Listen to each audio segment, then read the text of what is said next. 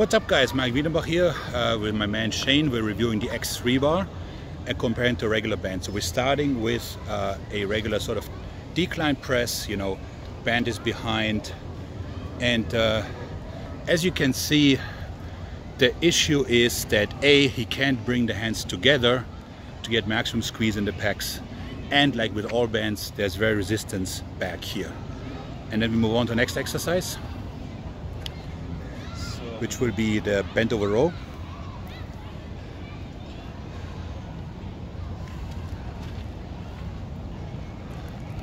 So using an underhanded grip, and as you can see, the resistance obviously increases as we go up. Very nice. And since we have the setup, we're gonna use it for a bicep curl. So you can see, like on the top, there's some nice flexion, you know, nice contraction. At the bottom, like with all bands, there isn't much. And then we're just gonna go into sort of a Zercher squat, since we're having that set up.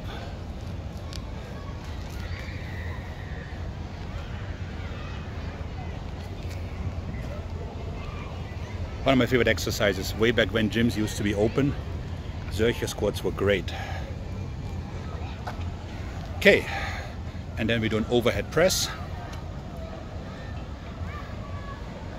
And again, we're struggling mightily as we go up, which is totally normal because that's where it gets harder. Good. And then we're just gonna do a little deadlift, sort of like a hamstring focused. Yes, there's a pull in the background. You are correct. Good. Nice stretch and contraction.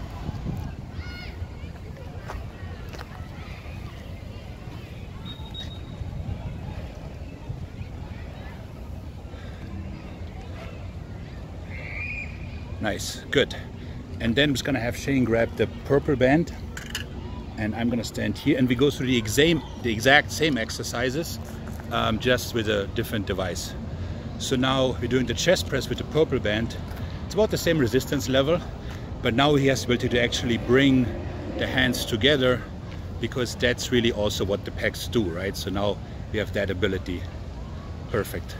And then when we go into the bent over row, we can also play like with a more of a parallel grip, which is how the lats actually move, and we're not confined to an underhanded. And of course, where that comes in big time is when we do the bicep curl, because now we can actually curl outward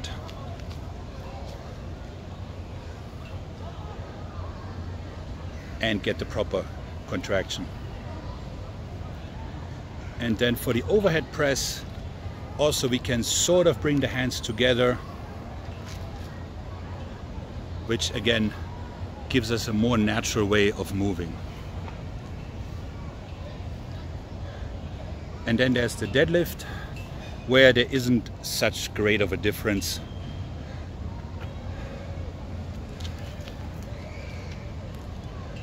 Yeah, I mean the grip is probably a bit more convenient, but either way.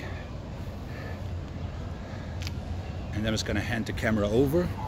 So the X3 bar, I talked about this many times, what bugs me is two things. It's too expensive, and the marketing is, I mean, come on, like build muscle 3 times faster in 10 minutes a day.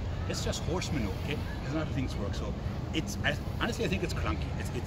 This can be had for 50 bucks with bands, as opposed to for whatever this costs, 600. And again, there's fake studies, fake PhDs, and so on and so forth, and that's just not how it should be. So, you know, it's basically a cult, you know, but it is not any better than, let's say, bands. Actually, I think it's worse because it's simply too clumsy. Maik out.